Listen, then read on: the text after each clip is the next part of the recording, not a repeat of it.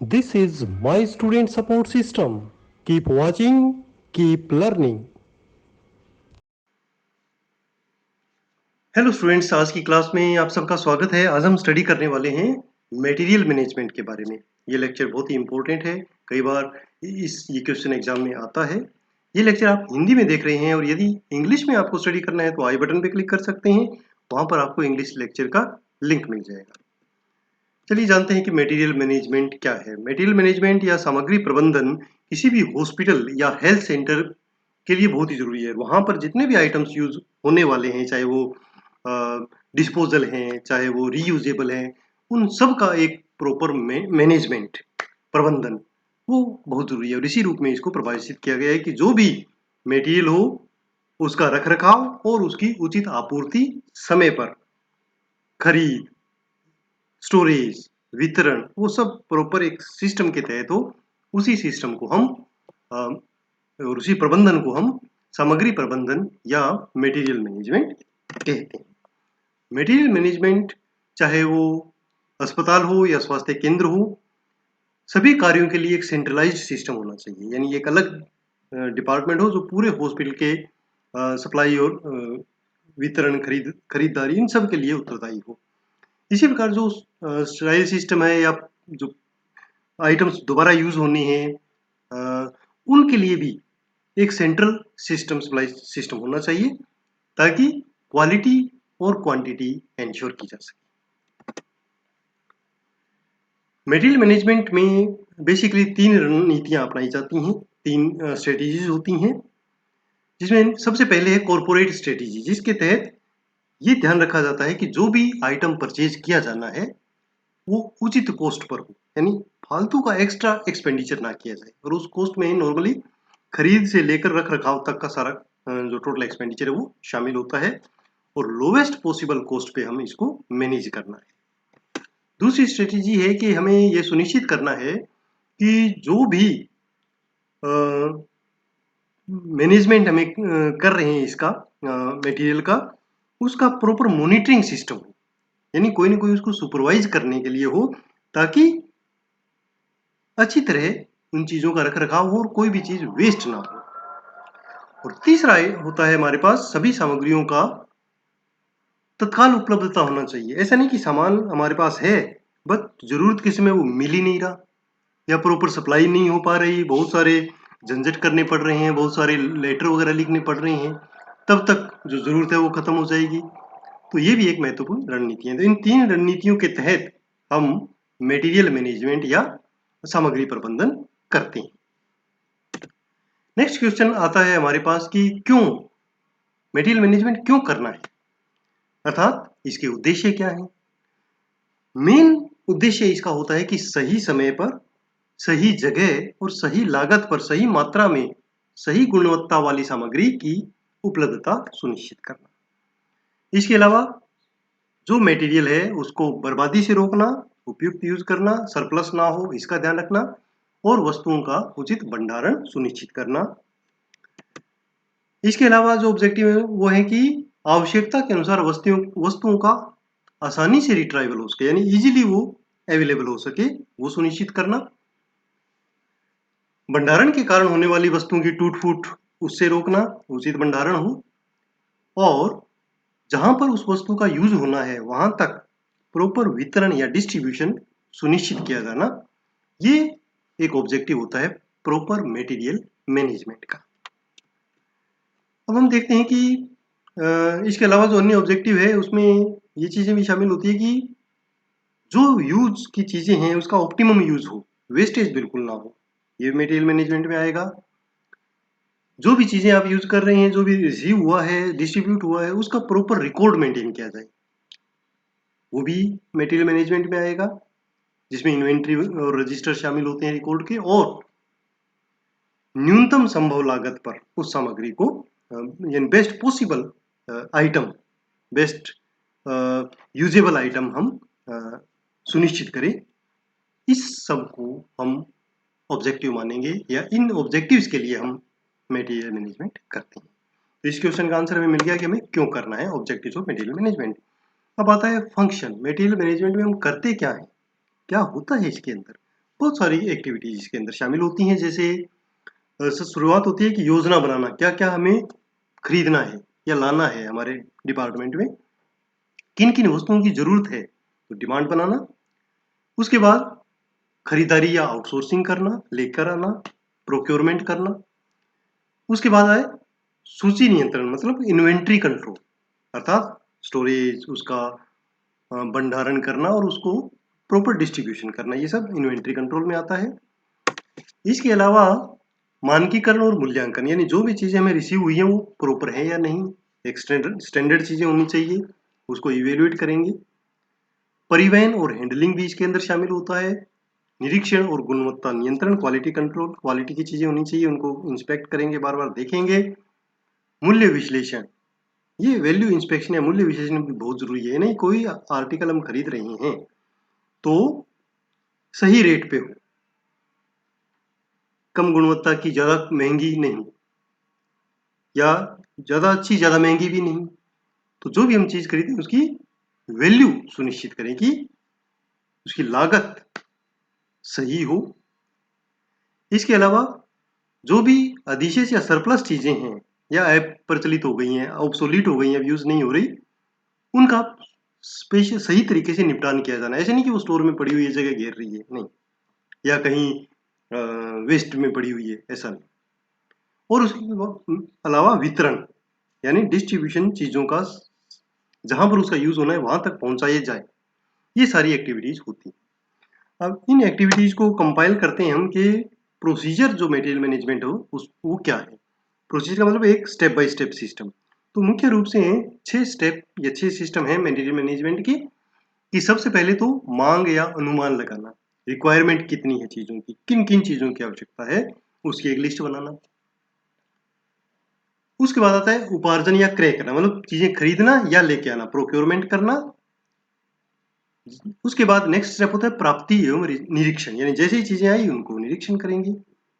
उसके बाद भंडारण और इन्वेंट्री कंट्रोल आएगा। फिर रख रखाव, प्रॉपर तरीके से उसकी मरम्मत जरूरत पड़ने पर वो की जाए। और लास्ट स्टेप है निस्तारण। अब इन सारे स्टेप्स को हम एक एक करके देख लेते हैं कि क्या क्या किया जाना है इनके अंदर। सबसे पहला स्टेप है कि एस्टिमेशन ऑफ डिमांड। कोई भी स्वास्थ्य प्रतिष्ठान हेल्थ इंस्टीट्यूशन है, उसकी आवश्यकता के अनुसार हम डिमांड चार्ट बनाते हैं। और यह जो डिमांड है वो हम किस पे लिखते हैं, इंडेंट पर। अब इंडेंट कैसे बनाना है, क्या होता है, वो भी हम आगे एक नए लेक्चर में देखेंगे, जल्दी वो लेक्चर आने वाला है।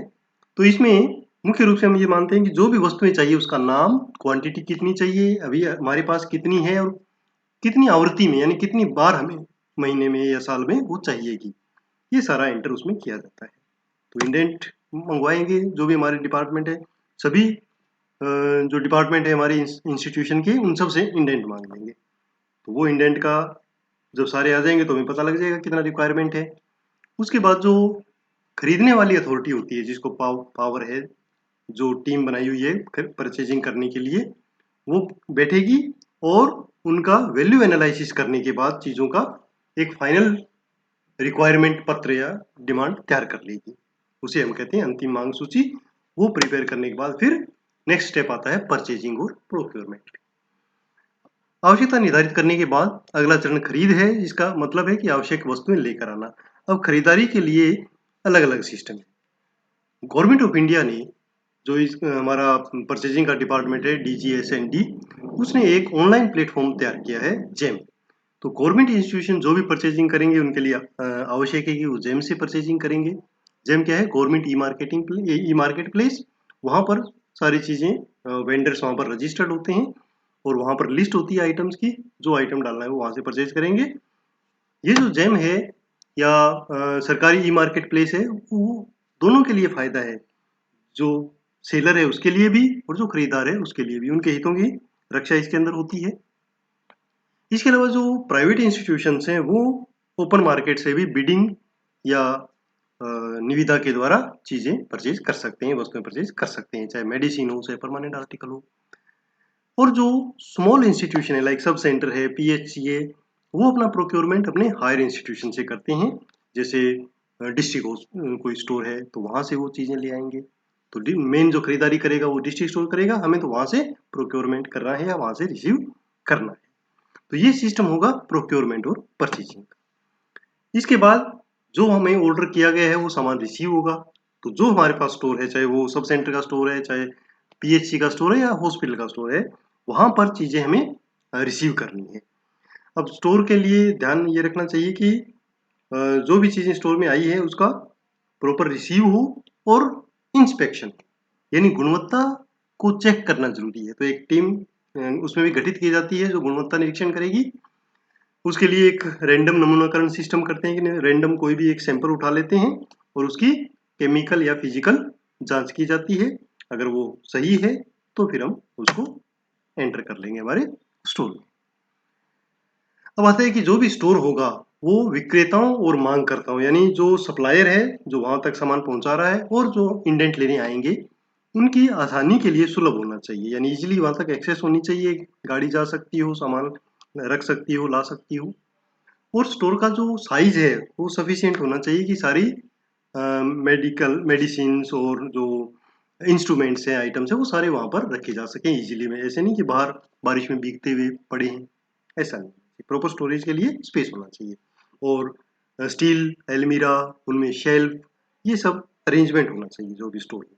इसके अलावा रेफ्रिजरेटर्स की भी सुविधा हो कि जो हीट सेंसिटिव ड्रग्स हैं, मेडिसिन हैं, उनको प्रॉपर स्टोरेज किया जा सके रेफ्रिजरेटर के अंदर। और जो स्टोरेज हम चीजें करेंगे उसके लिए इन्वेंट्री नियंत्रण प्रणाली या इन्वेंट्री कंट्रोल सिस्टम भी होना चाहिए। इन्वेंट्री कंट्रोल सिस्टम क्या है कि जो भी सामग्री रिसीव हुई है वो उसका रिसीविंग, उसका स्टोरेज, प्रॉपर डिस्ट्रीब्यूशन, ये सब रिकॉर्ड में आना चाहिए, रिटर्न में होना चाहिए। तो इसके लिए इन्वेंट्री रजिस्टर होते हैं, उनमें लिखेंगे। और जो भी एंट्री हम करेंगे वो सब रिकॉर्ड एंड रिपोर्ट के जो प्रिंसिपल्स हैं, सिद्धांत हैं, उसके हिसाब से करेंगे। इन्वेंट्री कंट्रोल का भी एक अलग लेक्चर जल्दी ही आने वाला है, वो भी आप देखेंगे तो उसको क्लियर समझ जाएंगे कि इन्वेंट्री में कैसे मेंटेन करना है, क्या क्या चीजें उसमें शामिल होती हैं। उसके बाद नेक्स्ट स्टेप आता है मेंटेनेंस एंड रिपेयर। जो भी चीजें पूरे इंस्टीट्यूशन में या पूरे हमारे डिपार्टमेंट में यूज हो रही हैं वो प्रॉपर लंबे समय तक यूज होती रही और जो खर्चा उसके ऊपर लगा है उसका प्रॉपर यूटिलाइजेशन हो, वो जो कैपिटल निवेश हमने किया है वो खराब नहीं होना चाहिए, वेस्ट नहीं होना चाहिए। तो इसके लिए क्या है कि चीज़ों को समय समय पर मेंटेन करते रहें, उनकी सर्विसिंग करते रहें, उनको रिपेयर करने टाइम पे करवा लें। इसके लिए ये भी जरूरी है कि जो भी हमारा इन्वेंट्री सिस्टम है उसके अंदर सभी बिल और वारंटी कार्ड्स वो भी एक जगह रिकॉर्ड में रखे जाने चाहिए ताकि वो रेडीली अवेलेबल हो जब भी हमें सर्विसिंग करानी हो। तो इसके लिए भी एक इंस्टीट्यूशन का एक सेंट्रलाइज्ड सिस्टम हो सकता है जो इन चीज़ों को मेंटेन करे और रिपेयर करे। लास्ट इसके के अंदर काम आता है डिस्पोजल और कंडमनेशन, चीज़ों को कंडम किया जाना। तो इसके लिए भी एक प्रचलित सिस्टम होता है कि जो उपकरण हमारा काम में नहीं आ रहा या अनुपयोगी हो गया है और सर्विसेबल नहीं है उसको कंडम किया जाना है, इन्वेंट्री से हटाना है और स्टोर से भी हटाना है ताकि वो ज़्यादा स्पेस ना घेरे। तो स्पेस तो हमें चाहिए, तो उसके लिए एक बोर्ड का गठन किया जाएगा जिसको हम कहते हैं कंडमनेशन बोर्ड या डिस्पोजल बोर्ड। तो वो क्या करेगा, एक टीम बनाएंगे, वो इंस्पेक्ट करेगा उन चीज़ों को कि वास्तव में वो अनरिपेयरेबल हैं या नहीं। अगर अनरिपेयरेबल है तो एक सर्टिफिकेट बनाएंगे कि इतना आइटम ये अनरिपेयरेबल है, इसको कंडम किया जाए। तो उसके बेस पे फिर उन चीज़ों को वहाँ से एक पॉलिसी होती है हॉस्पिटल की डिपार्टमेंट की कि किस तरीके से कंडम्ड आइटमों को निस्तारित किया जाना है, डिस्पोज किया जाना है, उस तरीके से उसको करते हैं। तो इसके कोई भी तरीके हो सकते हैं कि कोई कबाड़ी को सेल आउट करना है तो उसके लिए एक लेटर निकालना पड़ेगा, ओपनली बिडिंग सिस्टम टाइप होगा तो वहाँ से आके वो बिड कर सकती हैं, या थोड़ा बहुत आइटम है तो अगर कमेटी ने डिसाइड किया है तो उसको डिस्पोज कर सकते हैं। तो उसके लिए जो पॉलिसी होगी रिटर्न में उसके हिसाब से हम उसको डिस्पोज करते हैं। थैंक यू स्टूडेंट्स, इस वीडियो को देखने के लिए। ऐसे ही उपयोगी वीडियोस देखने के लिए आप चैनल को सब्सक्राइब कर सकते हैं और फेसबुक पेज लाइक कर सकते हैं। नोट्स बनाने के लिए विजिट करना ना भूलें mynursingstudents.blogspot.com। फॉलो कर सकते हैं मुझे इंस्टाग्राम और ट्विटर पर। फेसबुक ग्रुप नर्सिंग नोट्स भी ज्वाइन कर सकते हैं। Thank you, have a nice day. आपका दिन शुभ हो।